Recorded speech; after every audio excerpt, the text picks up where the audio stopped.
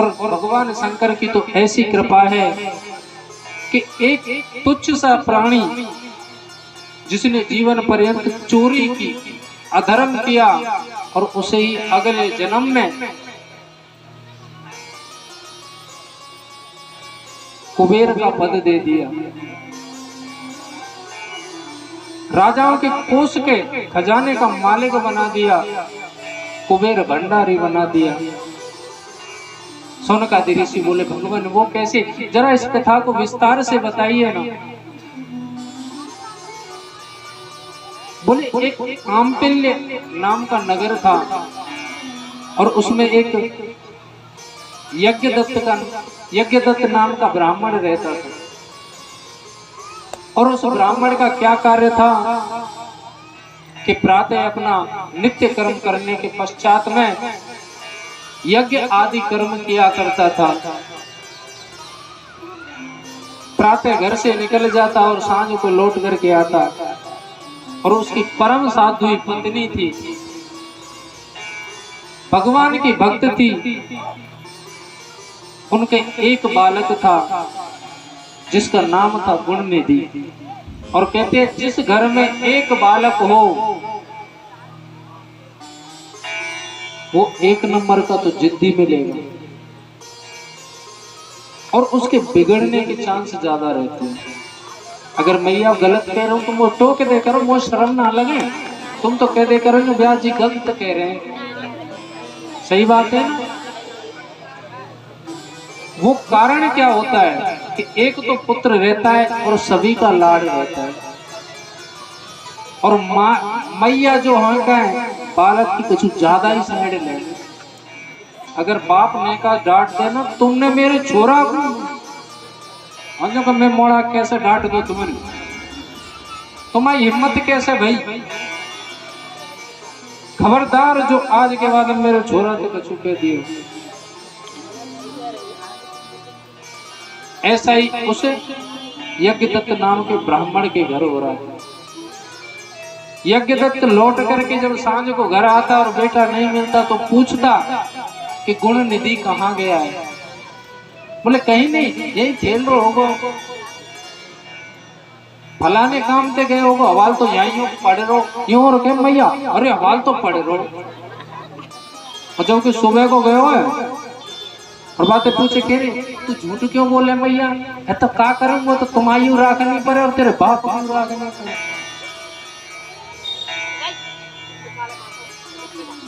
हवाल तो पढ़ रहे हो तो ना जाना कहाँ गए हो। और वो गुणनिधि कभी घर मिलता नहीं। अब उसमें आदत क्या पड़ गई, मैया से धन ले जाता और जब घर से भरपूर धन मिले बालक को तो मैं कहता हूं 101% बालक गलत रास्ते पे जा रहा है। शराब पीने लगा। आजकल के बालकों की मित्रता इतनी खतरनाक होती है, गलत रास्ते पर डाल देती है। इससे अच्छा मैं दुश्मन को मानता हूं, कम से कम गलत रास्ते पर तो नहीं डालते दुश्मन। जो कि काय की मित्रता यार, तू हमारी मानी ना रहो या कह कछु ना हो, गलत बात है। शराब पीने लगा, कुकर्म करने लगा और जुआ तक खेलना उसने प्रारंभ कर दिया। घर से धन ले जाता रहा, पिता पूछता रहा माता से कि बालक कहाँ है, क्या कर रहा है, ये चीज कहाँ है, तो वो कुछ ना कुछ बहाना लगा देती। एक दिन क्या हुआ कि जब नगर में पूजा पाठ कराने के लिए यज्ञदत्त गए तो उन्होंने किसी के हाथ में अपनी अंगूठी देखी। बोले भैया ये अंगूठी कहाँ से आई तुम्हारे पास में। बोले मेरी है। बोले तेरी अंगूठी नहीं है, मेरी अंगूठी है। बोले नहीं मेरी है। बोले तेने कब ली और कहां से ली। बोले मैंने जुआ में जीती।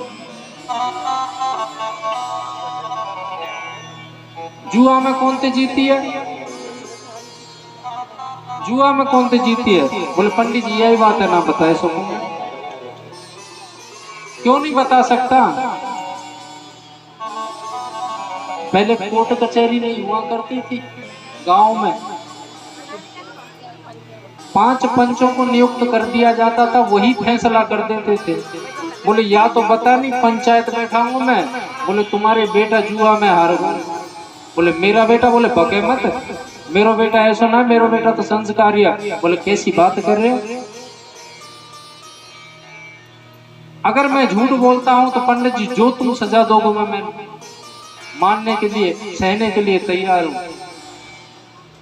अगर तुम्हारा बेटा जुआ नहीं खेलता हो, और तुम्हारे बेटे से ही मैंने परसों के दिन जीती है।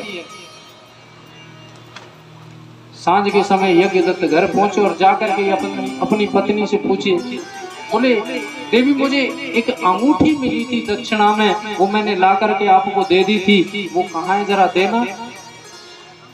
बोले यहाँ ही दे रही है, रखिए, अभी मैं दे दूंगी, थोड़ा काम कर रही हूँ। बोले नहीं मुझे अभी चाहिए। बोली ऐसी क्या बात है, अचानक ते मांग रहे हैं तुम? झूठ मूठ को ढूंढ के आई? बोले कहीं पता ना, मैं धर के भूल गई हूँ। बोले धर के भूल गई हूँ कि औलाद का कर्म कर रही है? बोले का कर रही है, औलाद के ऊपर क्यों कह रहे हो तुम? बोले मुझे सब पता है, तू मुझसे झूठ बोलती है और तेरा बेटा मदरा पान करता है, जुआ खेलता है, वैश्यागामी बन चुका है वो, और तू उसका पक्ष लेती है। जब मैं तेरा पर त्याग करता हूँ, उसे उसी वक्त घर से निकाल दिया, कारण झूठ। और हालांकि उस झूठ, वो झूठ कैसी थी जिसमें किसी का भी भला नहीं था, ना तो पति का भला था ना पुत्र का भला था। शुरुआत में अगर अपने पुत्र को टोक देती, थोड़ा डांट फटकारती, थोड़ी देर उसको बुरा लगता, रोता, लेकिन वो सही रास्ते पर चलता। लेकिन उसे तो बढ़ावा मिलता गया। घर आकर के जरूरत है मैया पैसा चाहिए, राजा कितनों चाहिए, तेरो ही तो सब कछु। और उसी पैसे के कारण, उसी धन के कारण आज देखो ये क्या हुआ। पिता ने उसकी माता को त्याग दिया, घर से निकाल दिया, और दूसरा विवाह करके दूसरी पत्नी ले आया। अब गुण निधि को कई समय, अनंत समय बाद में पता चला कि मेरी माता को मेरे कारण त्यागा गया है, उसे कष्ट हुआ है, इसलिए इस जीवन, कहते उसे अंदर से ही गिलानी आने लगी। परमात्मा की जब कृपा होती है तो वो कुछ न कुछ रास्ता बनाता है। और जिन्हें परमात्मा दुख देना चाहते हैं, गोस्वामी तुलसीदास जी ने भी तो कहा है रामचरितमानस में, जिनको प्रभु दाओ ऋण दुख दे, जिनको ऋण दुख दे, जिनको प्रभु दाओ ऋण दुख दे, जिनको प्रभु दाओ ऋण दुख दे, तिनकी मति,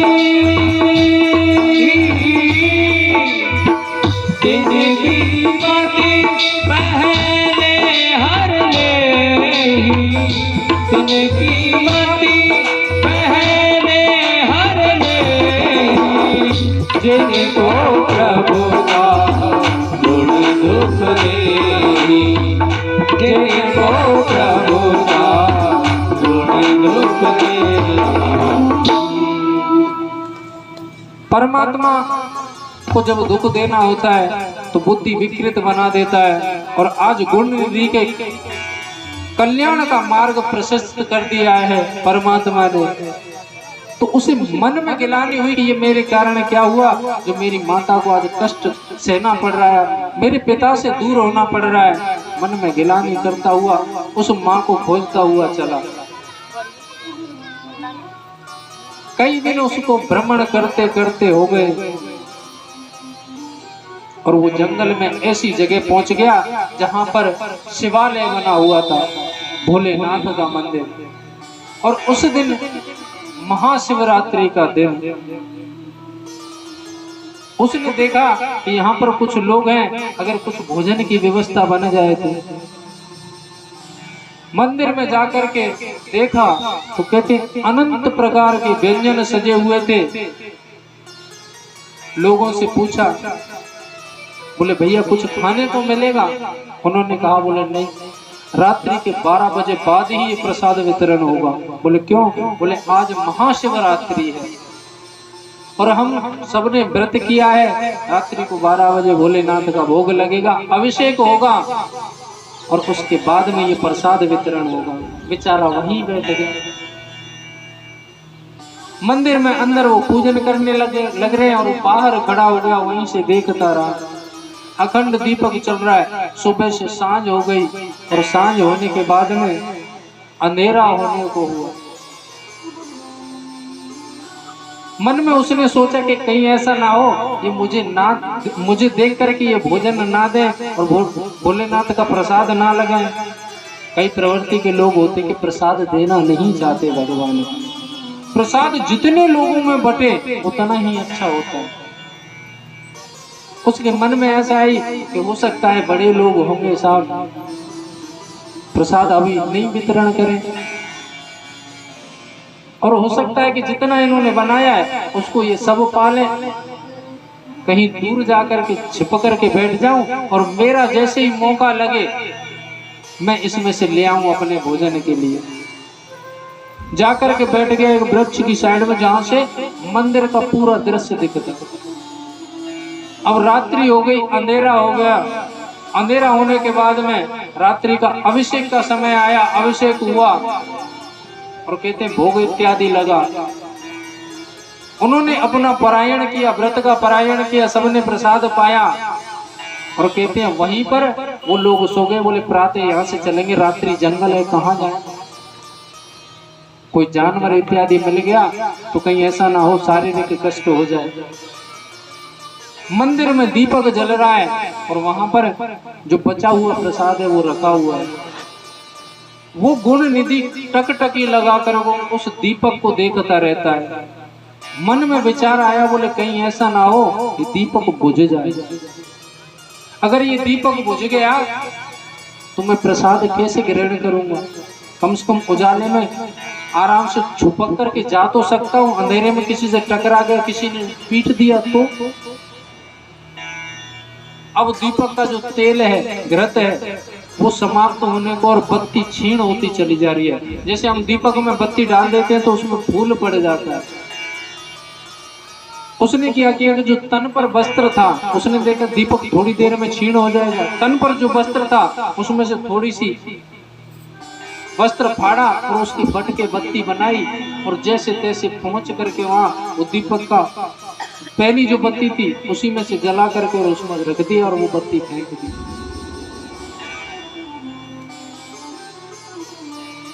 और वो बत्ती फेंकने के बाद में वहां से प्रसाद लिया, दीपक जला हुआ था और जैसे ही उसमें से लेकर के जाने वाला था तो कहते हैं जो उसमें बर्तन थे उससे पैर लग गया तो वो एकदम बर्तनों की आवाज आई खटकने की। किसी ने जग करके देखा और शोर मचा दिया कि चोर चोर चोर। गुणनिधि भागने लगा और कहते हैं कि पीछे पीछे सभी जो मंदिर प्रांगण में थे सबने कुछ उसका रहस्य ही नहीं जाना। गुणनिधि को पकड़ करके इतना पीटा कि उसका प्राणानंद ही हो गया, उसके प्राण वखेरे उड़ गए।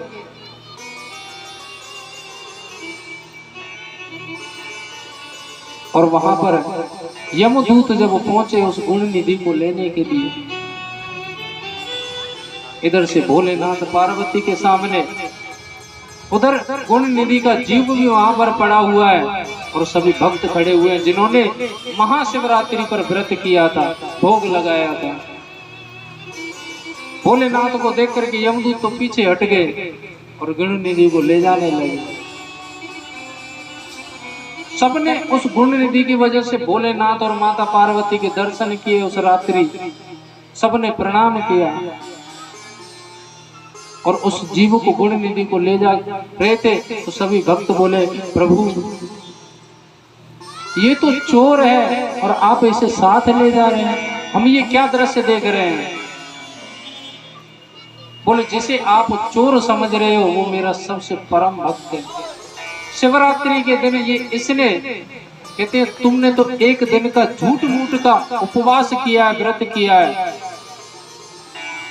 लेकिन वास्तविक व्रत इसने मेरा किया है और एक दिन का नहीं पूरे 3 दिन। और वो भी सच्ची लगन के साथ में। आपने जो व्रत किया है उसे व्रत नहीं कहते। अब जो व्रत होते हैं, सत्य बताओ भैया, वो व्रत है क्या? मैं तो इनको व्रत नहीं मानता। ज्यादा दिन शिवरात्रि होए, वही दिन सुबह सुबह पति देव घर से निकल के जाए ड्यूटी को, लेकिन नेक सुनने है का बोले आज मेरा व्रत है, बहुत अच्छी बात है। अरे ने कछु कलाकंद ले, दोपहर में कछु फलार फलार कर लेंगे, दोपहर में खा में, पूरे दिन तो बकरिया सो मोड़ो चलतो रहे। बोले अन्न नहीं खाने चाहिए। अन्न को कहा मतलब है?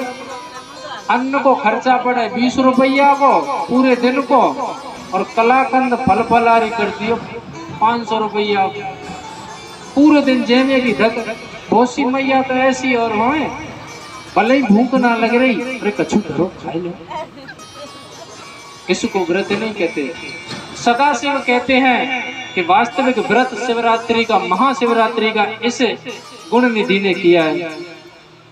प्रातः से इसने मेरा दर्शन किया है, और कहते हैं ध्यान मगन होकर के ये बैठा रहा है। जब वो मेरा दीपक बुझ रहा था तो इसने अपने तन से कपड़ा निकाल करके और उसकी बत्ती बना करके डाली।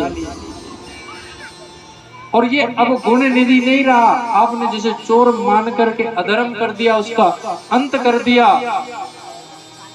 ये देखना अगले जन्म में इसे मैं धन का राजा बनाऊंगा, जो कुबेर भंडारी नाम से जाना जाएगा। और परमात्मा की कृपा से, महादेव की कृपा से ऐसा ही हुआ। अगले जन्म में वही गुण निधि राजकोष का मालिक कुबेर भंडारी बना।